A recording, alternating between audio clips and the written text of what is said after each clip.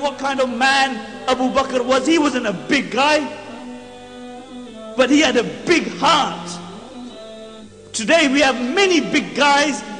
The big guys do it for the wrong reason.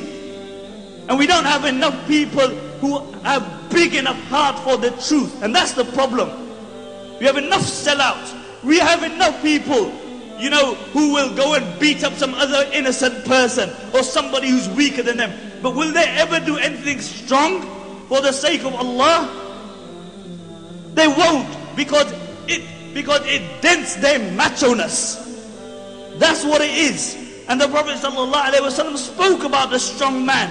He said the strong man is the one who can control his anger.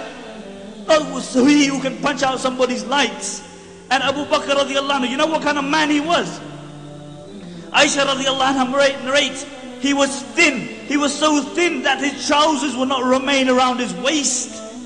Subhanallah, he was so thin that his eyes had sunk in, that you could see the bones in his fingers, they would protrude because he was so thin. And when he would walk, he didn't walk with a step. He didn't walk with an attitude. He actually walked with a stoop. But they say Abu Bakr was the weakest in body. But when it came to the commands of Allah, he was the strongest.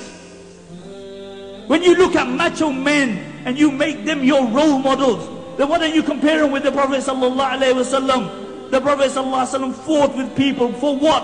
Not to beat people up, to bring them closer to Allah. In the time of the Prophet ﷺ, there was a man called Ruqana. And Ruqana was the undisputed wrestler of his time. In those days, Umar ibn Khattab and Khalid bin Walid were wrestlers. But nobody had ever defeated Ruqana. And upon occasion, he came to the Prophet ﷺ and he said, "Oh Muhammad, if you beat me, I will embrace Islam." And the Prophet ﷺ got happy. He got elated. He said, "Will you actually embrace Islam if I beat you?" He said, "Yes." And he grabbed Ruqana and he floored him. And Ruqana had never been floored before that day. And he stood up and he gave it the usual. "Oh, I wasn't looking.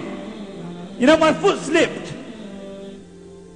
But the ulama mentioned, look at this. The Prophet ﷺ was ready, subhanallah. He was ready to fight with people to bring them to the haqq.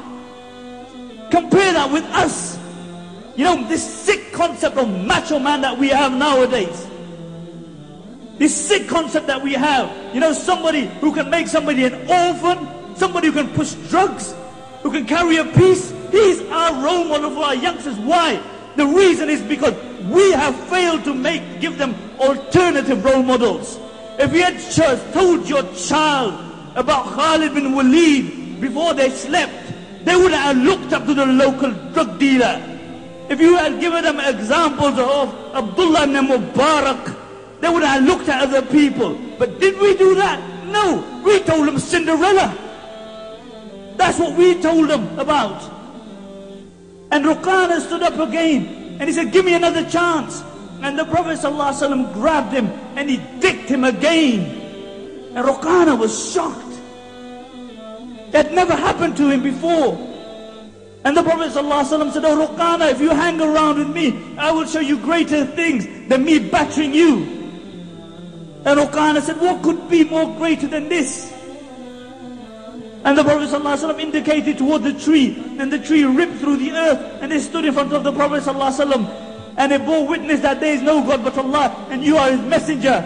And the Prophet ﷺ turned to Ruqana, and he said, "Oh Ruqana, I told you, hang around with me, and I will show you things which are greater than me battering you." But this was the life of the Prophet ﷺ, and the examples go on and on. We live in a shallow society where, you know, you judge people by how good looking you are. So you got plenty of hair, then you might become prime minister. That's where William Hague lost out.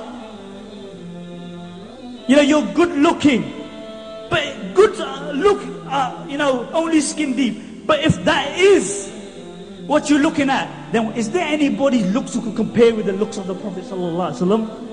Jabir radiallahu anhu mentioned, I saw the Prophet sallallahu alaihi wasallam on the night of a full moon. And I looked at the face of the Prophet sallallahu alaihi wasallam, and I looked at the full moon. and I looked at the face of the Prophet sallallahu alaihi wasallam, and then I looked at the full moon. Then I looked at his face again, and I looked at the full moon. He said, I swear by Allah, the face of the Prophet sallallahu alaihi wasallam was more radiant and more beautiful than the full moon. Do you know what this story, tell your children this story tonight, of Zulaykha is? Zulaykha was the wife of the Aziz. She was an honorable woman, and she fell in love with Yusuf alayhi salatu wasalam, who was a slave.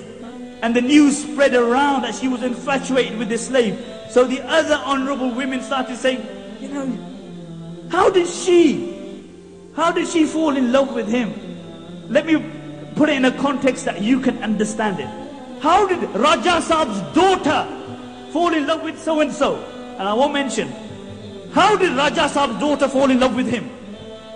So she gathered all the women and she gave them an apple.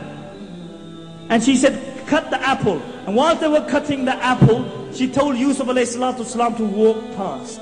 The Prophet sallallahu alaihi wasallam said Yusuf alayhi salatu wasalam was given half of the beauty of humanity. And when he walked past, they saw his beauty.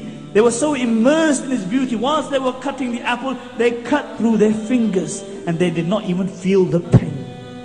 Aisha radiallahu anha mentions, if the women of Zulaykha had seen my Muhammad sallallahu alayhi wasallam, they would have cut their hearts and felt no pain.